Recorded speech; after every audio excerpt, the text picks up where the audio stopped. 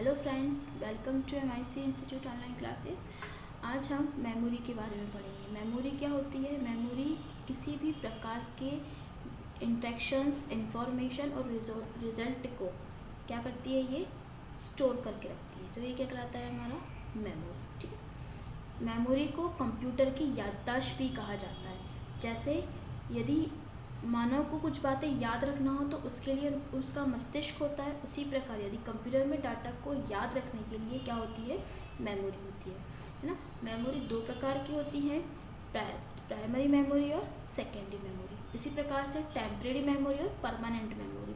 तो temporary memory में क्या होता है? डाटा अस्थायी रूप से कंप्यूटर ऑन होने से लेके कंप्यूटर बंद होने तक के उसमें डाटा क्या होता है? प्रेजेंट रहता है। परमानेंट मेमोरी में कंप्यूटर को स्टार्ट करने में, है ना, ये क्या होता है? इसमें डाटा खर्च नष्ट नहीं होता।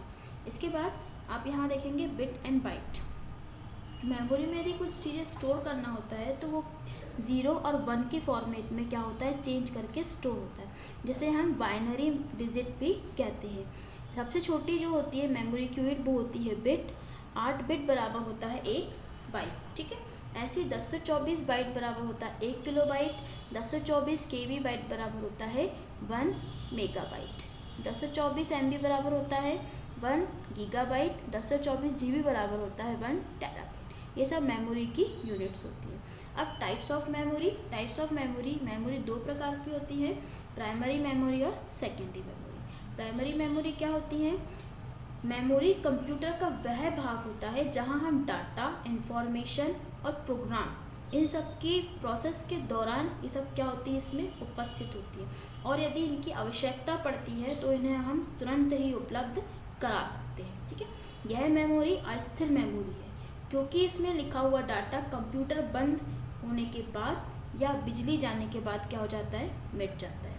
ठीक है। इसके बाद है टाइप्स ऑफ मेमोरी। किसके टाइप्स? प्राइमरी मेमोरी के टाइप्स। ये होती है दो प्रकार की, रैम और रोम। रैम मेमोरी क्या होती है? इसका पूरा नाम क्या होता है? Random access memory. Random access memory होती है वो होती है अस्थायी मेमोरी, जिसे हम बोलते हैं टेम्परेरी मेमोरी। ठीक है।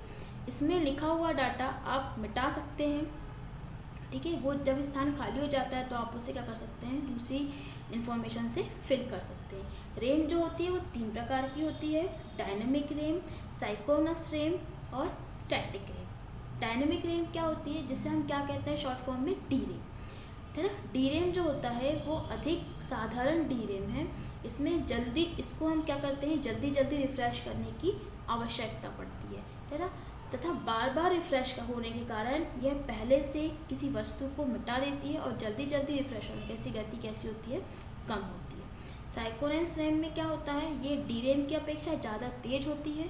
इसकी गति के कारण यह होता है कि इसमें जो CPU की घड़ी होती है ना, वो घड़ी के अनुसार ही रिफ्रेश होती है। ठीक है। स्टैटिक रैम जो होती है ये कम रिफ्रेश होती है। कम रिफ्रेश होने के कारण इसमें डाटा को मेमोरी में अधिक समय तक रखा जा सकता है, और ये डी रैम की अपेक्षा एस रैम तेज और महंगी होती है। ठीक है। इसके बाद है ROM। प्राइमरी का दूसरी मेमोरी कौन सी है? ROM, read only memory. Read only memory ROM का फुल फॉर्म है। यह एक परमानेंट मेमोरी है। इसमें लिखे हुए डाटा को आप मिटा नहीं सकते, ना इसे परिवर्तित कर सकते। ठीक। ये 3 प्रकार की होती है, PROM, EPROM और EEPROM। PROM का फुल फॉर्म क्या होता है? Programmable read only memory. यह एक ऐसी मेमोरी होती है जिसमें एक बार डाटा स्टोर होने के बाद क्या हो जाता है? मिटाया नहीं जा सकता है, ना ही इसमें कोई चेंज किया जा सकता है। ठीक है। EROM में क्या होता है?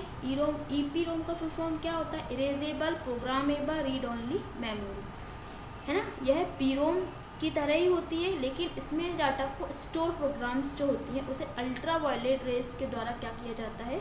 मिटाया जाता है और नए प्रोग्राम को स्टोर किया जाता है। EEPROM क्या होता है? EEPROM का फुल फॉर्म होता है electrical programmable read only memory, है ना। यह एक नई तकनीक है जिसका शॉर्ट फॉर्म क्या होता है? EEPROM। इस मेमोरी में क्या होता है? यदि इस डाटा को मिटाना होता है तो विद्युतीय विधि के द्वारा इसे क्या किया जाता है? मिटाया जाता है। नेक्स्ट है हमारा टॉपिक इनपुट डिवाइस। कंप्यूटर में इनपुट डिवाइस का यूज़ अधिकतर किया जाता है, ठीक है, क्योंकि इनके द्वारा हम डाटा को कंप्यूटर में इनपुट नहीं कर सकते। कंप्यूटर में कई इनपुट्स डिवाइस होती हैं। ये डिवाइस कंप्यूटर के मस्तिष्क को क्या करती है, निर्देश देती है, ठीक। इनपुट डिवाइस वे डिवाइस होती हैं जो हमारे इंस्ट्रक्शंस या आदेशों को कंप्यूटर के मस्तिष्क यानी सीपीयू तक पहुंचाने का कार्य करती हैं। इनपुट डिवाइस कई प्रकार की होती हैं, कीबोर्ड, माउस, जॉयस्टिक, ट्रैकबॉल, इस प्रकार से आपकी ये सारी इनपुट डिवाइस है। Last ATM। फर्स्ट है हमारा कीबोर्ड, ठीक है। कीबोर्ड क्या होता है? कीबोर्ड कंप्यूटर का एक पेरिफेरल है जो आंशिक रूप से टाइपराइटर की तरह ही कार्य करता है, ठीक। इसमें 108 की होती हैं। इसमें अलग अलग प्रकार की होती है, जैसे कि अक्षर लिखने के लिए alphabet, numerical, number, symbol, functions की, एरो की, इस प्रकार से क्या होती हैं, अलग अलग की होती हैं। इसके बाद है इन्हें हम कितने भागों में बांटते हैं? 6 भागों में। अल्फ़ा न्यूमेरिक की, फंक्शंस की, स्पेशल पर्पस की, मॉडिफायर की और कर्सर की। फर्स्ट है हमारा अल्फ़ा न्यूमेरिकल की। अल्फ़ा न्यूमेरिकल की जो होती हैं वो केंद्र में स्थित अल्फ़ा न्यूमेरिक केंद्र A to Z और नंबर 0 to 9 और सिंबल @ $, परसेंटेज, है ना, ये सब सिंबल्स होते हैं। इसमें क्या होता है, आपके सिंबल्स ऐड होते हैं, वर्णमालाएं लिखी होती हैं, tabs, caps lock, back space तथा एंटर कुछ स्पेशल की के लिए यूज़ की जाती है। ये अल्फ़ा न्यूमेरिकल की का कीबोर्ड। देखिए यहाँ पे ये जो बनी हुई है की, ये आप ABCD देख रहे हैं, A to Z, यहाँ से आपका 0 to 9, ठीक है। इसके बाद ये कैप्स लॉक, टैब, ये सब काम आएंगी हमारी अल्फ़ा न्यूमेरिकल की में। न्यूमेरिकल की क्या होती है? टोटल न्यूमेरिकल पैड में 17 की होती हैं, जिसमें 0 से लेकर 9 तक के नंबर और कुछ मैथमेटिक्स ऑपरेटर्स होते हैं, जैसे प्लस, माइनस, इनटू, डिवाइड और एंटर की। इनको मिला कितनी हो जाती हैं? 17। ये देखिए इस प्रकार से हमारा नंबर पैड दिखता है। यहाँ पे 0 से लेकर 9 तक की होती हैं, ये नम लॉक होता है, ये हमारा डिवाइड, इनटू, माइनस, प्लस, ये सब होती है, ठीक है। नेक्स्ट है फंक्शंस की। फंक्शंस की कितनी होती है? 12 होती हैं, F1 से लेके F12 तक। इनका यूज़ निर्देशों को शॉर्टकट के रूप में यूज़ करने के लिए किया जाता है। ये फंक्शंस की हैं F1 से लेके F12 तक। नेक्स्ट है स्पेशल पर्पस।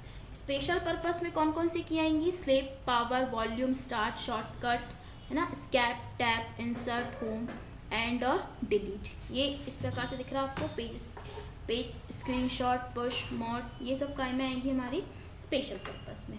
इसके बाद है मॉडिफायर की। मॉडिफायर की में क्या होता है? Shift, alt, control.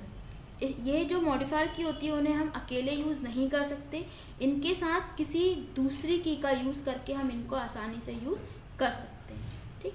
नेक्स्ट है हमारी कर्सर की। कर्सर की आपको पता है 4 होती हैं, अप, डाउन, लेफ्ट और राइट। कीबोर्ड के प्रकार। कीबोर्ड 3 प्रकार के होते हैं, कौन कौन से? नॉर्मल कीबोर्ड, वायरलेस कीबोर्ड और ऑर्गेनिक कीबोर्ड। फर्स्ट है हमारा नॉर्मल कीबोर्ड। नॉर्मल कीबोर्ड वे होते हैं जिन्हें हम नॉर्मल तरीके से यूज़ करते हैं। देखिए जैसे ये बना हुआ है, ये नॉर्मल कीबोर्ड है ना, जिसे यूज़र पीसी में यूज़ कर सकता है। यह एक इसका आकार कैसा होता है? आयताकार होता है और इसमें 108 कीज होती हैं, ठीक है। इसके बाद है तार रहित की, मतलब वायरलेस कीबोर्ड। इसमें वायर्स नहीं होते, ठीक, वायर नहीं होते, तो ये क्या होता है, कंपनियों की तरफ से इसमें वायर को हटाया गया है ना, और यह कीबोर्ड सीमित दूरी तक ही कार्य कर सकता है। इसके बाद है ऑर्गेनोमिक कीबोर्ड।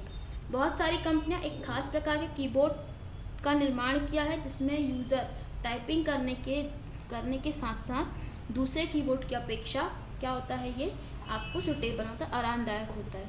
ऐसे कीबोर्ड ऑर्गेनोमिक कीबोर्ड कहलाते हैं, ठीक है। Thank you friends. यदि आपको हमारी वीडियो पसंद आई हो तो प्लीज़ उसे लाइक करिए, अपने फ्रेंड के साथ शेयर करिए एंड सब्सक्राइब करिए। Thank you.